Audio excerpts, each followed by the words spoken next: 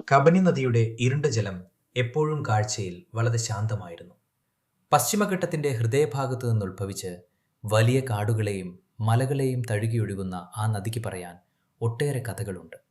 പുറമേ കാണുന്ന ആ വലിയ ശാന്തതയ്ക്ക് താഴെ അഗാധമായ ചുഴികളും കാടിന്റെ ഇരുണ്ട രഹസ്യങ്ങളും എപ്പോഴും ഒളിഞ്ഞിരിപ്പുണ്ടായിരുന്നു. കാടിന്റെ നിയമങ്ങൾ പോലെ തന്നെ നദിയുടെ നിയമങ്ങളും വളരെ കർശനമായിരുന്നു. 1950കളിലെ കാലം. അന്ന് കാടുകൾക്ക് ഇന്നത്തേക്കാൾ വലിപ്പവും വന്യതയും ഉണ്ടായിരുന്നു. മഴ ലഭിക്കാത്ത ഒരു കൊടും വേനൽക്കാലമായിരുന്നു അത്. കാട്ടിലെ ചെറിയ നീരുറവകളും തോടുകളും പൂർണ്ണമായും വറ്റിവരണ്ടു. വലിയ മരങ്ങളുടെ ഇലകൾ കൊഴിഞ്ഞ് കാടിന്റെ പച്ചപ്പില്ലാതായി. മൃഗങ്ങളെല്ലാം ദാഹം മാറ്റാൻ വെള്ളം തേടി കബനിയുടെ തീരങ്ങളിലേക്ക് കൂട്ടത്തോടെ ഇറങ്ങുന്ന കാലം. ആ നദിക്കരയിലുള്ള ചെറിയ ഗ്രാമത്തിലെ ജനങ്ങളുടെ പ്രധാന ഉപജീവനം മീൻപിടുത്തമായിരുന്നു. പുറം ലോകവുമായി വലിയ ബന്ധമില്ലാത്തൊരു ചെറിയ ജനതയായിരുന്നു അവർ. ചെറിയ മരത്തോണികളിൽ രാത്രിയും പകലും അവർ നദിയിലേക്ക് പോകും. അവർക്ക് അന്നം തരുന്ന ഒരു വലിയ അമ്മയെപ്പോലെയായിരുന്നു കബനി. ആ നദിയെ അവർ അത്രത്തോളം സ്നേഹിക്കുകയും വിശ്വസിക്കുകയും ചെയ്തു. എന്നാൽ ആ വേനൽക്കാലത്ത് കബനിയുടെ ഭാവം പൂർണ്ണമായും മാറി. നദിയുടെ ഇരുണ്ട ആഴങ്ങളിൽ എവിടെയോ ഭയാനകമായ ഒരു മരണം പതിയിരിപ്പുണ്ടായിരുന്നു. കാടിന്റെ വന്യതയേക്കാൾ വലിയൊരു ഭയം ആ ജലപ്പരപ്പിൽ പതിയെ നിറഞ്ഞു തുടങ്ങി. ആർക്കും പെട്ടെന്ന് മനസ്സിലാക്കാൻ കഴിയാത്ത ഒരുതരം നിശബ്ദത നദിക്കരയിൽ തളം കെട്ടി നിന്നു.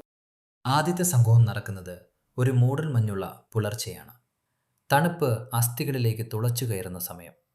കുഞ്ഞൻ എന്ന പ്രായമായ ഒരു മത്സ്യത്തൊഴിലാളി തൻ്റെ ചെറിയ തോണിയിൽ നദിയുടെ നടുവിലേക്ക് വലയെറിയാൻ പോയതായിരുന്നു. വർഷങ്ങളായി ആ നദിയിൽ മീൻ പിടിക്കുന്ന ആളാണ് കുഞ്ഞൻ. കരയിൽ നിന്ന് അധികം ദൂരെയല്ല അയാൾ ഉണ്ടായിരുന്നത്. അവിടെ വലിയ ആഴമുണ്ടായിരുന്നില്ല. ജലപ്പരപ്പിൽ വലിയ അണക്കങ്ങളൊന്നും ഉണ്ടായിരുന്നില്ല. മഞ്ഞ് കാരണം കുറച്ചകലെ നിൽക്കുന്നവരെ പോലും കാണാൻ കഴിയാത്ത അവസ്ഥയായിരുന്നു. കരയിൽ മറ്റു ചില തൊഴിലാളികൾ തങ്ങളുടെ തോണികൾ ഒരുക്കുന്നുണ്ടായിരുന്നു. കുഞ്ഞൻ തൻ്റെ വല വെള്ളത്തിലേക്ക് എറിയാൻ വേണ്ടി തോണിയുടെ അറ്റത്തേക്ക് മാറി നിന്നു.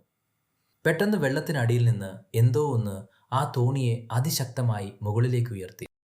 ഒരു വലിയ കറുത്ത മരം വെള്ളത്തിനടിയിൽ നിന്ന് പെട്ടെന്ന് പൊന്തി വന്നതുപോലെയാണ് കരയിൽ നിന്നവർക്ക് തോന്നിയത്. ആർക്കുമൊന്നും മനസ്സിലാക്കാൻ സമയം കിട്ടിയില്ല. തോണി വലിയ ശബ്ദത്തോടെ തലകീഴായി മറിഞ്ഞു. കുഞ്ഞൻ വലിയൊരു നിലവിളിയോടെ വെള്ളത്തിലേക്ക് വീണു. തണുത്ത വെള്ളത്തിൽ അയാൾ പ്രാണരക്ഷാർത്ഥം നീന്തി കരയിലേക്ക് വരാൻ ശ്രമിച്ചു.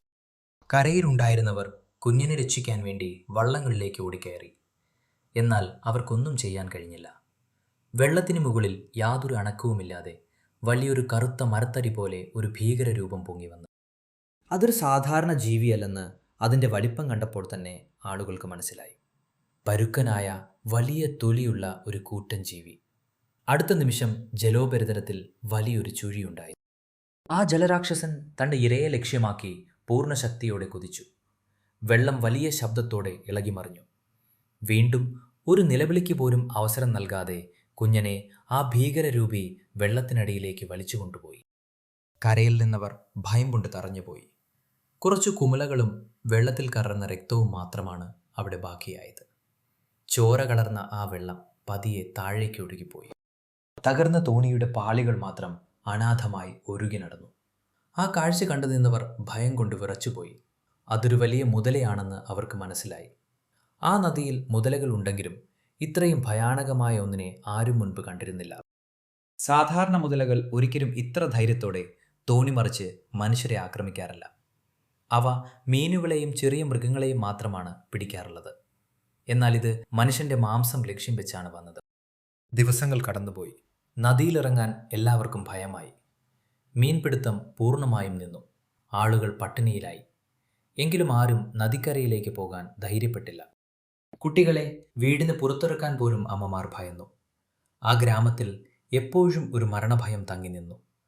നദിയുടെ കരയിലെ കാറ്റിൽ പോലും രക്തത്തിൻ്റെ ഗന്ധമുണ്ടെന്ന് അവർ വിശ്വസിച്ചു. ഇതിനിടയിലാണ് രണ്ടാമത്തെ വലിയ ആക്രമണമുണ്ടാകുന്നത്. മീൻ പിടിക്കാൻ പോയില്ലെങ്കിലും ഗ്രാമത്തിലെ സ്ത്രീകൾക്ക് തുണി അലക്കാനും വെവളമെടുക്കാനും നദിയെ ആശ്രയിക്കാതെ വേറെ വഴിയില്ലായിരുന്നു. നദിക്കരയിൽ അലക്കിക്കൊണ്ടിരുന്ന ഒരു സ്ത്രീയാണ് ഇത്തവണ ഇരയായത്. ഉച്ചസമയമായിരുന്നു അത്. കാൽമുട്ടോളം മാത്രം വെള്ളമുള്ള സ്ഥലത്താണ് അവർ നിന്നിരുന്നത്. കൂട്ടിന് വേറെയും ആളുകളുണ്ടായിരുന്നു. യാതൊരു ശബ്ദവുമില്ലാതെയാണ് ആ വലിയ ജീവി അവിടെ എത്തിയത്. വെള്ളത്തിൽ യാതൊരു ഓളങ്ങളും അതുണ്ടാക്കിയിരുന്നില്ല. ഇരയുടെ അരികിലെത്തും വരെ അത് ശ്വാസമടക്കി വെള്ളത്തിനടിയിൽ തന്നെ കിടന്നു. നദിയിലെ വെള്ളത്തിൻ്റെ അതേ നിറമുള്ളതിനാൽ ആർക്കും അതിനെ പെട്ടെന്ന് തിരിച്ചറിയാൻ കഴിഞ്ഞില്ല. മിന്നൽ വേഗത്തിൽ അത് വെള്ളത്തിൽ നിന്ന് മുകളിലേക്ക് കുതിച്ചു. കരയിലേക്ക് ഓടിക്കയറാൻ ശ്രമിച്ചവരെ അത് അതിശക്തമായ താടിയെല്ലുകൾ കൊണ്ട് കാലിൽ കടിച്ചെടുത്തു. ആ സ്ത്രീ വലിയ ശബ്ദത്തിൽ കരഞ്ഞുകൊണ്ട് കൂടെയുണ്ടായിരുന്നവരുടെ കൈകളിൽ പിടിക്കാൻ ശ്രമിച്ചു. അവരുടെ നിലവിളികൾ കേട്ട് ആളുകൾ ഓടിയെത്തുമ്പോഴേക്കും അത് അവരുമായി അഗാധമായ കയത്തിലേക്ക് ഊളിയിട്ട് കഴിഞ്ഞിരുന്നു. കരയിൽ കുറച്ച് ചോരപ്പാടുകൾ മാത്രം ബാക്കിയായി. ആ ഗ്രാമം പൂർണ്ണമായും ഭയത്തിൻ്റെ പിടിയിലമർന്നു. നദിയുടെ ആത്മാവിനെ കോപിപ്പിച്ചതുകൊണ്ടാണ് ആ വലിയ നരഭോജി ഉണ്ടായതെന്ന് ഗ്രാമീണർ വിശ്വസിച്ചു. ചിലർ പൂജകളും പ്രാർത്ഥനകളും തുടങ്ങി. അങ്ങനെയാണ് ഗ്രാമത്തലവൻ എനിക്ക് അടിയന്തരമായി സഹായം അഭ്യർത്ഥിച്ച് ഒരു ദൂതനെ അയക്കുന്നത്. ഗവൺമെൻറ്റിൻ്റെ പ്രത്യേക അനുമതിയോടെ വേട്ടയാടുന്ന ആളാണ് ഞാൻ.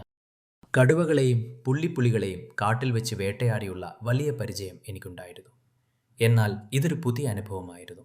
ഇതിനു മുൻപ് ഞാൻ നദിയിലെ വേട്ടകൾ നടത്തിയിട്ടില്ല. ഒരു മുതലയെ, അതും വെള്ളത്തിനടിയിൽ ജീവിക്കുന്ന ഒരു കൊടിയ നരഭോജിയെ നേരിടുക എന്നത് എനിക്ക് വലിയൊരു വെല്ലുവിളിയായിരുന്നു. വെള്ളം അതിൻ്റെ സ്വന്തം സാമ്രാജ്യമാണ്. അവിടെ നമ്മൾ മനുഷ്യർ പൂർണ്ണമായും ദുർബലരാണ്. കുറച്ചു ദിവസങ്ങൾക്ക് ശേഷം ഞാൻ എൻ്റെ സാധനങ്ങളുമായി ആ ഗ്രാമത്തിലെത്തി. ഞാൻ ഗ്രാമത്തിലെത്തുമ്പോൾ അവിടെ വല്ലാത്തൊരു മൂകതയായിരുന്നു. എങ്ങും ഒരു ശവപ്പറമ്പിൻ്റെ പ്രതീതി. നദിക്കരയിലേക്ക് ആരും പോകുന്നില്ല. തോണികളെല്ലാം കരയിൽ ഉണങ്ങി വിണ്ടുകീറി കിടപ്പുണ്ടായിരുന്നു. പട്ടിണി കാരണം കുട്ടികളുടെ മുഖമെല്ലാം വിളറിയിരുന്നു. എന്നെ കണ്ടപ്പോൾ അവരുടെ കണ്ണുകളിൽ ചെറിയൊരു പ്രതീക്ഷ ഉണ്ടായി. ഞാൻ വിശ്രമിക്കാൻ നിൽക്കാതെ ആദ്യം പോയത് ആ സ്ത്രീയെ ആക്രമിച്ച സ്ഥലത്തേക്കാണ്. അവിടെ മണലിൽ ഞാൻ കാര്യങ്ങൾ സൂക്ഷ്മമായി പരിശോധിച്ചു. കുറച്ചു മാറി വലിയൊരു അടയാളം ഞാൻ കണ്ടു. മുതലയുടെ വലിയ വയറ് മണലിലൂടെ ഇഴഞ്ഞു പോയതിൻ്റെ നീളമുള്ള പാടുകൾ. ഇരുവശത്തുമായി ആഴത്തിൽ പതിഞ്ഞ കാൽപ്പാടുകളും. അത് കരയിലേക്ക് കയറി വിശ്രമിച്ച സ്ഥലമായിരുന്നു അത്.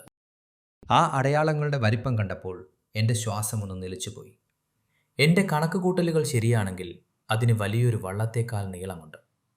ഏതാണ്ട് 20 അടിയോളം വരും അതിൻ്റെ വലിപ്പം. അതൊരു സാധാരണ ഇനമല്ല. വർഷങ്ങളുടെ പഴക്കമുള്ള ഒരു ഭീമൻ മഗ്ഗർ മുതലയാണ്. ഒരുപാട് കാലമായി ആ നദിയിൽ ജീവിക്കുന്ന, ആ നദിയുടെ എല്ലാ ഇരുണ്ട വശങ്ങളും അറിയാവുന്ന ഒരു വലിയ ജീവി. മനുഷ്യൻ്റെ മാംസത്തിൻ്റെ രുചിയറിഞ്ഞ ഒരു കൊലയാളി. അതിനെ വെള്ളത്തിൽ വെച്ച് നേരിടുക എന്നത് അസാധ്യമാണ്. അതിനെ കരയ്ക്ക് കയറ്റി വെടിവെക്കുക എന്നത് മാത്രമായിരുന്നു ഒരേ ഒരു വഴി. അതിനായി ഞാൻ പദ്ധതികൾ തയ്യാറാക്കി. അന്ന് വൈകുന്നേരം നദിക്കരയിലെ വലിയൊരു മരത്തിൽ ഞങ്ങളൊരു ഏറുമാടം കെട്ടി. വളരെ ഉയരത്തിലായിരുന്നു അത്. അതിന് താഴെയായി ഒരു കാട്ടുപന്നിയുടെ ജഡം വലിയൊരു ഇരുമ്പു കയറിൽ മരത്തോട് ചേർത്ത് കെട്ടിയിട്ടു. മുതലകൾക്ക് അഴുകിയ മാംസത്തിൻ്റെ ഗന്ധം വളരെ പെട്ടെന്ന് തിരിച്ചറിയാൻ കഴിയും. കാറ്റ് വെള്ളത്തിന് മുകളിലൂടെ വീശുമ്പോഴേക്കും അത് ഗന്ധം പിടിച്ചെത്തുമെന്ന് എനിക്ക് പൂർണ്ണ ഉറപ്പായിരുന്നു. രാത്രിയായതോടെ ഗ്രാമീണരെല്ലാവരും വീടുകളിലേക്ക് മടങ്ങി. ഞാൻ ഏറുമാടത്തിൽ കാവലിരുന്നു. എൻ്റെ വലിയ ഡബിൾ ബാരൽ തോക്കിൽ പുതിയ തിരകൾ നിറച്ച് ഞാൻ തയ്യാറായി കാത്തിരുന്നു. കബനിയിലെ കാറ്റ് രാത്രിയിൽ വളരെ തണുത്തതായിരുന്നു. നദിയുടെ അക്കരെ കാട്ടിൽ നിന്ന് മൃഗങ്ങളുടെ ശബ്ദം കേൾക്കാമായിരുന്നു. ആനകൾ മുളകൾ ഒടിക്കുന്ന ശബ്ദവും കുറുക്കന്മാരുടെ ഓരിയിടലും ആ രാത്രിയെ കൂടുതൽ ഭയാനകമാക്കി. എന്നാൽ എൻ്റെ കണ്ണുകൾ ആ ഇരുണ്ട ജലപ്പരപ്പിൽ തന്നെയായിരുന്നു. ഞാൻ എൻ്റെ ശ്രദ്ധ മുഴുവൻ ആ ചെറിയ ഭാഗത്തേക്ക് മാത്രം കേന്ദ്രീകരിച്ചു. മണിക്കൂറുകൾ ഇഴഞ്ഞു നീങ്ങി. തണുപ്പ് എൻ്റെ ശരീരത്തെ മരവിപ്പിക്കാൻ തുടങ്ങി. പാതിരാത്രി കഴിഞ്ഞപ്പോൾ നദിയിൽ ചെറിയൊരു അനക്കം ഞാൻ കണ്ടു. വളരെ നേരിയൊരു അനക്കം. വെള്ളത്തിൽ ഒരു ചെറിയ കുമിള പൊന്തി വന്നു. പിന്നീട് 2 തിളങ്ങുന്ന കണ്ണുകൾ മാത്രം വെള്ളത്തിന് മുകളിൽ തെളിച്ചു. അത് വളരെ പതുക്കെ, യാതൊരു ശബ്ദവുമില്ലാതെ കരയിലേക്ക് നീങ്ങാൻ തുടങ്ങി. വെള്ളം ഒട്ടും ഇളകുന്നുണ്ടായിരുന്നില്ല. അതൊരു വലിയ വിദ്യയാണ്. എന്നാൽ അത് പൂർണ്ണമായും കരയിലേക്ക് കയറിയില്ല. പകരം വെള്ളത്തിൽ കിടന്നുകൊണ്ട് തന്നെ അത് ആ കാട്ടുപന്നിയുടെ മാംസത്തിലേക്ക് നോക്കി. അതിൻ്റെ വലിപ്പം ആ കനത്ത ഇരുട്ടിലും എനിക്ക് വ്യക്തമായി കാണാമായിരുന്നു. ഞാൻ കരുതിയതിലും എത്രയോ വലുതായിരുന്നു അത്. അതൊരു ഭീമാകാരനായ ഉരഗജീവിയായിരുന്നു. എന്നാൽ അത് അസാധാരണമാം വിധം ബുദ്ധിമാനായിരുന്നു. വർഷങ്ങളുടെ അനുഭവ സമ്പത്ത് അതിനുണ്ടായിരുന്നു. കരയിലുള്ള മനുഷ്യൻ്റെ കെണിയും മരത്തിനു മുകളിലെ എൻ്റെ സാന്നിധ്യവും അത് വളരെ വേഗം തിരിച്ചറിഞ്ഞു. മാംസത്തിനു ചുറ്റും എന്തോ അപകടം പതിയിരിപ്പുണ്ടെന്ന് അത് മനസ്സിലാക്കി. യാതൊരു ശബ്ദവുമില്ലാതെ വന്നതുപോലെ തന്നെ അത് വീണ്ടും വെള്ളത്തിനടിയിലേക്ക് മറച്ചു. ആ രാത്രി മുഴുവൻ കൊടും തണുപ്പിൽ ഞാൻ കാത്തിരുന്നിട്ടും അത് തിരികെ വന്നില്ല. പിറ്റേന്ന് രാവിലെ ഞാൻ പുതിയൊരു പ്ലാൻ തയ്യാറാക്കി. കരയിലിരുന്ന് അതിനെ വേട്ടയാടാൻ ഒരിക്കലും കഴിയില്ല എന്ന് എനിക്ക് പൂർണ്ണമായും ഉറപ്പായി. അത് വളരെ ബുദ്ധിമാനാണ്. അതിനാൽ അതിൻ്റെ സ്വന്തം സാമ്രാജ്യത്തിലേക്ക് തന്നെ എനിക്ക് ഇറങ്ങേണ്ടിയിരുന്നു. വെള്ളത്തിൽ വെച്ച് അതിനെ നേരിടുക. വളരെ അപകടം പിടിച്ച, ജീവൻ പോകാൻ സാധ്യതയുള്ള ഒരു തീരുമാനമായിരുന്നു അത്. ഗ്രാമത്തലവൻ എൻ്റെ കാല് പിടിച്ച് എന്നെ പിന്തിരിപ്പിക്കാൻ നോക്കി. എന്നാൽ എനിക്ക് വേറെ വഴിയില്ലായിരുന്നു. ആ ഭീകരനെ അവരെ ജീവിക്കാൻ അനുവദിച്ചാൽ അത് ഈ ഗ്രാമത്തെ മുഴുവൻ ഇല്ലാതാക്കും. ആ ഗ്രാമത്തിൻ്റെ അവസാനത്തെ പ്രതീക്ഷ ഞാനായിരുന്നു. വലിയ മുളകൾ കൂട്ടിക്കെട്ടിയുണ്ടാക്കിയ ചെറിയൊരു ചങ്ങാടം ഞങ്ങൾ തയ്യാറാക്കി. വെള്ളത്തിൽ വലിയ ശബ്ദമുണ്ടാക്കാതെ നീങ്ങാൻ അത് സഹായിക്കും. തോണികളേക്കാൾ സുരക്ഷിതമാണ് ചങ്ങാടങ്ങൾ. അന്ന് രാത്രി ഞാൻ ആ ചങ്ങാടത്തിൽ നദിയുടെ നടുവിലേക്ക് പോയി. എന്നോടൊപ്പം ഗ്രാമത്തിലെ ഏറ്റവും ധൈര്യമുള്ള ഒരു ചെറുപ്പക്കാരനുമുണ്ടായിരുന്നു. ചാത്തൻ എന്നായിരുന്നു അവൻ്റെ പേര്. അവൻ വളരെ പതുക്കെ, വെള്ളത്തിൽ ഒട്ടും ശബ്ദമുണ്ടാക്കാതെ ചങ്ങാടം തുഴച്ചു. അവൻ പേടിച്ചിട്ടുണ്ടായിരുന്നു. എങ്കിലും ഗ്രാമത്തിനു വേണ്ടി അവൻ എൻ്റെ കൂടെ വരാൻ തയ്യാറായി. ഞങ്ങളുടെ ചങ്ങാടത്തിന് പുറകിലായി ഒരു നീലൻ കയറിൽ ഞങ്ങളൊരു ജീവനുള്ള താറാവിനെ കെട്ടിയിട്ടുണ്ടായിരുന്നു. വെള്ളത്തിൽ അത് ശബ്ദമുണ്ടാക്കി നീന്തുമ്പോൾ മുതലയെ ആകർഷിക്കാൻ വേണ്ടിയായിരുന്നു അത്. നദിയുടെ ഏറ്റവും ആഴമുള്ള കയത്തിന് മുകളിലാണ് ഞങ്ങൾ അപ്പോൾ ഉണ്ടായിരുന്നത്. ചുറ്റും കനത്ത ഇരുട്ട് മാത്രം. കരയിലെ വെളിച്ചങ്ങളൊന്നും അവിടെ കാണാൻ കഴിഞ്ഞിരുന്നില്ല. മഴക്കാറുള്ളതിനാൽ ആകാശത്ത് നക്ഷത്രങ്ങളുടെ വെളിച്ചം പോലും ഉണ്ടായിരുന്നില്ല. കാറ്റ് പൂർണ്ണമായും നിശ്ചലമായിരുന്നു. വല്ലാത്തൊരു ശ്വാസം മുട്ടിക്കുന്ന നിശബ്ദത. ചങ്ങാടം വെള്ളത്തിൽ ഉരയുന്ന നേരിയ ശബ്ദവും താറാവിൻ്റെ ചിറകടിയൊച്ചയും മാത്രമേ അവിടെ ഉണ്ടായിരുന്നുള്ളൂ. എപ്പോഴാണ് ആ ഭീകരൻ ഞങ്ങളെ ആക്രമിക്കുക എന്ന് യാതൊരു ഊഹവും ഉണ്ടായിരുന്നില്ല. ഇരുട്ടിൽ എവിടേക്കാണ് നോക്കേണ്ടതെന്ന് പോലും എനിക്കറിയില്ലായിരുന്നു. ഏതു നിമിഷവും താഴെ നിന്ന് ഒരു ആക്രമണം ഞാൻ പ്രതീക്ഷിച്ചു. എൻ്റെ തോക്ക് എപ്പോഴും തയ്യാറായിരുന്നു. എൻ്റെ വിരലുകൾ കാഞ്ചിയിൽ അമർന്നിരുന്നു. പെട്ടെന്ന് താറാവിൻ്റെ ശബ്ദം നിലച്ചു. ഞാൻ സൂക്ഷിച്ചു നോക്കി. കയർ വെള്ളത്തിനടിയിലേക്ക് അതിശക്തമായി വലിഞ്ഞു മുറുകിയിരിക്കുന്നു. യാതൊരു ശബ്ദവുമില്ലാതെ, വെള്ളമൊന്ന് ഇളകാൻ പോലും അനുവദിക്കാതെ അത് ഇരയെ വിഴുങ്ങിയിരിക്കുന്നു. എൻ്റെ ഹൃദയമിടിപ്പ് വളരെ വേഗത്തിലായി. ആ നിമിഷം മരണത്തിൻ്റെ ഗന്ധം എനിക്ക് അനുഭവപ്പെട്ടു. ഞങ്ങളിരിക്കുന്ന ആ ചെറിയ മുളച്ചങ്ങാടത്തിന് തൊട്ടു താഴെ ആ ഭീമൻ മുതലയുണ്ട്. തുഴയുന്ന ചെറുപ്പക്കാരൻ പേടിച്ച് വിറയ്ക്കാൻ തുടങ്ങി. അയാളുടെ പല്ലുകൾ കൂട്ടിയിടിക്കുന്ന ശബ്ദം ഞാൻ കേട്ടു. അയാളുടെ കയ്യിൽ നിന്ന് തുഴ വെള്ളത്തിലേക്ക് വീണു. ഞാൻ അവനോട് അണങ്ങരുതെന്ന് ആംഗ്യം കാണിച്ചു. ശബ്ദമുണ്ടാക്കിയാൽ അത് നമ്മളെ ആക്രമിക്കുമെന്ന് അവൻ അറിയാമായിരുന്നു. വെള്ളത്തിലേക്ക് ഞാൻ തോക്കിൻ്റെ ബാരൽ നീട്ടിപ്പിടിച്ചു. എപ്പോൾ വേണമെങ്കിലും അത് ഈ ചങ്ങാടം മറിച്ചിടാം. നിമിഷങ്ങൾ മണിക്കൂറുകളായി എനിക്ക് തോന്നി. വിയർപ്പെൻ്റെ നെറ്റിയിലൂടെ ഒഴുകി കണ്ണുകളിലേക്ക് വീണു. കാറ്റിൻ്റെ ഒരു ചെറിയ അരയടി പോലും അവിടെ ഉണ്ടായിരുന്നില്ല. പെട്ടെന്ന് ഞങ്ങളുടെ ചങ്ങാടത്തിനടിയിൽ വലിയൊരു അനക്കമുണ്ടായി. ചങ്ങാടത്തിൻ്റെ മുളകൾ തമ്മിൽ ഉരയുന്ന ശബ്ദം കേട്ടു. വെള്ളം വലിയ രീതിയിൽ ഇളകാൻ തുടങ്ങി. ഒരു നിമിഷം ചങ്ങാടം ഒരു വശത്തേക്ക് പൂർണ്ണമായും ചരിഞ്ഞു. ഞങ്ങൾ വെള്ളത്തിലേക്ക് വീഴാൻ പോവുകയാണെന്ന് ഞാൻ കരുതി. ഞാൻ ചങ്ങാടത്തിൻ്റെ വശങ്ങളിൽ പൂർണ്ണ ശക്തിയോടെ മുറുകെ പിടിച്ചു. അടുത്ത നിമിഷം ഞങ്ങൾക്ക് മുൻപിൽ ജലോപരിതലം വകഞ്ഞു മാറ്റിക്കൊണ്ട് ആ ഭീകരരൂപി മുകളിലേക്ക് ഉയർന്നു വന്നു. വെള്ളം 4 പാടും തെറിച്ചു. അതിൻ്റെ കൂറ്റൻ വായ പൂർണ്ണമായും തുറന്നിരുന്നു. ഭയാനകമായ ആ വലിയ പല്ലുകൾക്കിടയിൽ ഞങ്ങളുടെ കെണിയിലുണ്ടായിരുന്ന കയർ കുരുങ്ങിയിട്ടുണ്ടായിരുന്നു. അതിൻ്റെ വലിപ്പം അത്രയെടുത്ത് നേരിട്ട് കണ്ടപ്പോൾ എൻ്റെ അവസാനത്തെ ധൈര്യവും ചോർന്നു പോകുന്നത് പോലെ തോന്നി. അതൊരു പഴയകാലത്തെ ഡിനോസറിനെ പോലെ അതിഭയാനകമായിരുന്നു. ഇരുട്ടിൽ അതിൻ്റെ കണ്ണുകൾ കൊടും ക്രൂരതയോടെ തിളങ്ങുന്നുണ്ടായിരുന്നു. അത് അതിൻ്റെ ഭാരമുള്ള വലിയ വാൽ കൊണ്ട് വെള്ളത്തിൽ അതിശക്തമായി അടിച്ചു. വെള്ളം വലിയ തിരമാല പോലെ ഞങ്ങളുടെ മുഖത്തേക്ക് തെറിച്ചു. ചങ്ങാടം ആടിയുടഞ്ഞു. അത് വീണ്ടും വായ തുറന്നുകൊണ്ട് ചങ്ങാടത്തിന് നേരെ വരികയാണ്. ഞാൻ ഒട്ടും സമയം പാഴാക്കിയില്ല. 1 സെക്കൻഡ് വൈകിയാൽ ഞങ്ങൾ ഇരുവരും ആ വലിയ വായിലകപ്പെടും. എൻ്റെ വലിയ റൈഫിൾ ഉയർത്തി അതിൻ്റെ തിളങ്ങുന്ന കണ്ണുകൾക്ക് നടുവിലായി ഞാൻ ലക്ഷ്യം വെച്ചു. ചങ്ങാടം വെള്ളത്തിൽ ആടി ഉരയുന്നതിനാൽ ഉന്നം പിടിക്കുക എന്നത് വളരെ ബുദ്ധിമുട്ടായിരുന്നു. ലക്ഷ്യം തെറ്റിയാൽ ഞങ്ങൾ ഇരുവരും അതിൻ്റെ ഇരകളായി മാറും. എൻ്റെ വിരലുകൾ കാഞ്ചിയിൽ അമർന്നു. നിശബ്ദമായ ആ നദിയെ പൂർണ്ണമായി ഞെട്ടിച്ചുകൊണ്ട് ഇടിമുഴക്കം പോലെ വലിയ വെടിയൊച്ച മുഴങ്ങി. തോക്കിൽ നിന്നുള്ള വെളിച്ചത്തിൽ ആ ജീവിയുടെ വലിയ മുഖം എനിക്ക് വ്യക്തമായി കാണാമായിരുന്നു. ആ വലിയ വെടിയുണ്ട കൃത്യം അതിൻ്റെ തലയോട്ടിയിലേക്ക് തുളച്ചു കയറി. എന്നാൽ ആ ഭീമനെ ഒറ്റ വെടികൊണ്ട് വീഴ്ത്താൻ കഴിയുമായിരുന്നില്ല.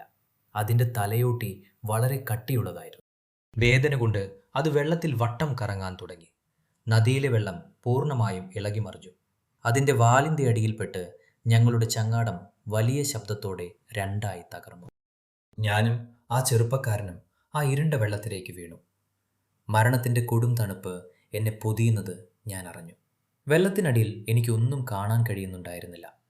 എങ്ങും കനത്ത ഇരുട്ട് മാത്രം. ആ ഭീകരൻ്റെ പിടിയിൽപ്പെട്ടാൽ പിന്നെ ജീവനോടെ പുറത്തു വരില്ല എന്ന് എനിക്ക് ഉറപ്പായിരുന്നു. എങ്ങനെയെങ്കിലും ശ്വാസമെടുക്കാൻ മുകളിലെത്തണം. ഞാൻ എൻ്റെ ഭാരമുള്ള തോക്ക് ഒരു കൈകൊണ്ട് മുറുകെ പിടിച്ചുകൊണ്ട് മുകളിലേക്ക് നീന്തി. വെള്ളത്തിന് മുകളിൽ എത്തിയപ്പോൾ ഞാൻ വലിയ ശബ്ദത്തിൽ ശ്വാസം ഉള്ളിലേക്ക് വലിച്ചെടുത്തു. എൻ്റെ ശ്വാസകോശം കത്തുകയായിരുന്നു. ആ ചെറുപ്പക്കാരൻ പ്രാണരക്ഷാർത്ഥം കരയിലേക്ക് നീന്തുന്നുണ്ടായിരുന്നു. ഞങ്ങൾക്ക് മുൻപിൽ കുറച്ചകലെ വെള്ളത്തിൽ വലിയ ചുരുകൾ ഉണ്ടാക്കിക്കൊണ്ട് ആ ഭീമൻ മുതല കിടന്ന് പിടയുകയാണ്. അതിൻ്റെ വാലിൻ്റെ അടിയിൽ വെള്ളം തെറിച്ചുയർന്നു. രക്തം കൊണ്ട് നദിയിലെ വെള്ളം പൂർണ്ണമായും ചുവന്നിരുന്നു. പെട്ടെന്നത് വീണ്ടും എൻ്റെ നേർക്ക് തിരിഞ്ഞു. അതിൻ്റെ ഒരു കണ്ണ് വെടിയേറ്റ് തകർന്നിരുന്നു. ദേഷ്യത്താൽ അത് വീണ്ടും വലിയ വായ തുറന്ന് എൻ്റെ അടുത്തേക്ക് കുതിച്ചു വന്നു. വെള്ളം കീറി മുറിച്ചുകൊണ്ട് അത് വരികയാണ്. എനിക്ക് വേറെ യാതൊരു വഴിയുമില്ലായിരുന്നു. നീന്തി രക്ഷപ്പെടാൻ കഴിയില്ല എന്നുറപ്പായി. വെള്ളത്തിൽ കിടന്നുകൊണ്ട് തന്നെ ഞാൻ എൻ്റെ വലിയ തോക്കിൻ്റെ രണ്ടാമത്തെ കാഞ്ചി വലിച്ചു. വീണ്ടും ഒരു വലിയ വെടിയൊച്ച ആ ഭയാനകമായ രാത്രിയെ കീറിമുറിച്ചു. രണ്ടാമത്തെ വെടിയുണ്ട കൃത്യം അതിൻ്റെ തുറന്ന വായിലൂടെ തൊണ്ടയിലേക്ക് കയറി. തലച്ചോറിലേക്ക് തന്നെ ആ വെടിയുണ്ട തുളച്ചു കയറിയിരിക്കുന്നു. ആ വെടിയുടെ വലിയ ആഘാതത്തിൽ അതൊന്ന് പുറകോട്ട് മറിഞ്ഞു. വെള്ളത്തിൽ വലിയ പതയുണ്ടാക്കിക്കൊണ്ട് അത് അവസാനമായി അതിശക്തമായി ഒന്ന് പിടഞ്ഞു. പിന്നെ യാതൊരു അനക്കവുമില്ലാതെ അതിൻ്റെ കൂറ്റൻ ശരീരം ആ രക്തം കലർന്ന വെള്ളത്തിൽ മലർന്നു കിടന്നു. നദി വീണ്ടും പഴയ ശാന്തതയിലേക്ക് മടങ്ങി. ഞാൻ വളരെ വേഗം എൻ്റെ പൂർണ്ണ ശക്തിയും എടുത്തു നീന്തി കരയിലേക്ക് കയറി. ആ ചെറുപ്പക്കാരനും എൻ്റെ പിന്നാലെ കരയിലെത്തിയിരുന്നു. ഇരുവരും തളർന്നു നനഞ്ഞ മണ്ണിലേക്ക് വീണുപോയി. വലിയൊരു യുദ്ധം കഴിഞ്ഞ പ്രതീതിയായിരുന്നു. കിതപ്പ് മാറ്റാൻ എനിക്ക് വളരെ സമയമെടുത്തു. വിറയ്ക്കുന്ന ശരീരത്തോടെ ഞാൻ നദിയിലേക്ക് നോക്കി. അവിടെ ജലപ്പരപ്പിൽ ആ വലിയ ശരീരം പൂർണ്ണമായും ഒഴുകി നടക്കുന്നുണ്ടായിരുന്നു. കബരിയിലെ രാക്ഷസൻ എന്നേക്കുമായി ശാന്തനായിരിക്കുന്നു. ആ ഗ്രാമത്തിൻ്റെ ശാപം അവിടെ അവസാനിച്ചു. പിറ്റേന്ന് കാലത്ത് ഗ്രാമവാസികൾ എല്ലാവരും നദിക്കരയിലേക്ക് ഓടിയെത്തി. ആ വലിയ രാക്ഷസനെ കാണാൻ എല്ലാവർക്കും ആകാംക്ഷയുണ്ടായിരുന്നു. നിരവധി ആളുകൾ ചേർന്ന് വലിയ വടം കെട്ടിയാണ് ആ ശരീരത്തെ കരയിലേക്ക് വലിച്ചുകയറ്റിയത്. അതിൻ്റെ യഥാർത്ഥ വലിപ്പം പകൽ വെളിച്ചത്തിൽ കണ്ടപ്പോൾ ഗ്രാമീണർ ശരിക്കും അത്ഭുതപ്പെട്ടുപോയി. പലരും ഭയം കൊണ്ട് പുറകോട്ട് മാറി. അതിന് 20 അടിയോളം നീളമുണ്ടായിരുന്നു. ആ നദിയുടെ യഥാർത്ഥ അവകാശി അവൻ തന്നെയായിരുന്നു. കാലങ്ങളായി ആ നദി ഭരിച്ചിരുന്ന രാജാവ്. ഞാൻ അതിലെ ശരീരം വളരെ സൂക്ഷ്മമായി പരിശോധിച്ചു. അതിൻ്റെ വലത്തെ കണ്ണിന് കാഴ്ചയില്ലായിരുന്നു. വളരെ പഴയ ഒരു വലിയ മുറിവാണത്. ഏതോ സമയത്ത് സംഭവിച്ച ആ വലിയ അപകടം കാരണം അതിന് നദിയിലെ വേഗതയുള്ള മത്സ്യങ്ങളെ പിടിക്കാൻ കഴിയാതെ വന്നു. കാട്ടിലെ മൃഗങ്ങളെ വേട്ടയാടാനും അതിന് ശക്തി ഉണ്ടായിരുന്നില്ല. ജീവൻ നിലനിർത്താൻ കൊടിയ വിശപ്പ് സഹിക്കാൻ കഴിയാതെയാണ് ഓടാൻ കഴിയാത്ത, എളുപ്പത്തിൽ പിടിക്കാൻ കിട്ടുന്ന മനുഷ്യരിലേക്ക് അത് തിരിഞ്ഞത്. അതൊരു സ്വാഭാവികമായ മാറ്റം മാത്രമായിരുന്നു. പ്രകൃതിയുടെ ഓരോ സൃഷ്ടിക്കും അതിൻ്റേതായ കാരണങ്ങളുണ്ട്. മനുഷ്യരെ കൊന്ന നരഭോജിയായ ആ ഭീകരനോട് എനിക്ക് ദേശത്തേക്കാൾ കൂടുതൽ വലിയൊരു സഹതാപമാണ് തോന്നിയത്. അതിനെ ഇല്ലാതാക്കിയത് മനുഷ്യരുടെ സമാധാനത്തിനു വേണ്ടിയാണെങ്കിലും ആ നദിയുടെ ചരിത്രത്തിലെ ഏറ്റവും ഗാംഭീര്യമുള്ള ഒരു വലിയ ജീവനാണ് അവിടെ ഇല്ലാതായത്. വേട്ടയാടൽ എന്നത് എപ്പോഴും എൻ്റെ ഉള്ളിൽ ഒരു വലിയ വേദന അവശേഷിപ്പിച്ചു. ഗ്രാമവാസികൾ സന്തോഷത്തോടെ പാട്ടുപാടി നൃത്തം ചെയ്തു. അവരെനിക്ക് ഒരുപാട് തവണ നന്ദി പറഞ്ഞു. പലരും എൻ്റെ കാലിൽ വീഴാൻ ശ്രമിച്ചു. ഇനി അവർക്ക് ഭയമില്ലാതെ കബനിയിലേക്ക് തോണിയിറക്കാം. കുട്ടികൾക്ക് വീണ്ടും നദിക്കരയിൽ കളിക്കാം. ഗ്രാമത്തിൽ വീണ്ടും സന്തോഷം തിരിച്ചെത്തി. എന്നാൽ എൻ്റെ മനസ്സിൽ ആ രാത്രിയിലെ ഇരുണ്ട ജലപ്പരപ്പും ജീവൻ നിലനിർത്താൻ പോരാടിയ ആ പാവം ഭീകരൻ്റെ മുഖവും മായാതെ നിന്നു. അതെന്നെ എപ്പോഴും വേട്ടയാടിക്കൊണ്ടിരുന്നു. എൻ്റെ സാധനങ്ങൾ എടുത്തുകൊണ്ട് ഞാൻ എൻ്റെ പഴയ ജീപ്പിലേക്ക് കയറി. തിരികെ യാത്ര തിരിക്കുന്നതിന് മുൻപ് ഒരിക്കൽ കൂടി ഞാൻ ആ ശാന്തമായ കബനി നദിയിലേക്ക് നോക്കി. അവിടെ ഇപ്പോൾ നല്ല കാറ്റ് വീശുന്നുണ്ടായിരുന്നു. ജലപ്പരപ്പിലെ ചെറിയ തിരമാലകൾ എന്നോട് യാത്ര പറയുന്നത് പോലെ എനിക്ക് തോന്നി. ആ നദി അതിൻ്റെ പഴയ ശാന്തത വീണ്ടെടുത്തിരുന്നു. കാടിൻ്റെ നിയമങ്ങൾ എപ്പോഴും വളരെ ക്രൂരമാണ്. അത് മനുഷ്യനായാലും മൃഗമായാലും പ്രകൃതിക്ക് മുൻപിൽ എല്ലാവരും തുല്യരാണ്. ആ വലിയ പാഠം മനസ്സിലിട്ട് ഞാൻ ആ ഗ്രാമത്തോട് യാത്ര പറഞ്ഞു. കബനിയുടെ ആഴങ്ങളിലെ ആ രഹസ്യം എന്നേക്കുമായി അവിടെ ഉറങ്ങി.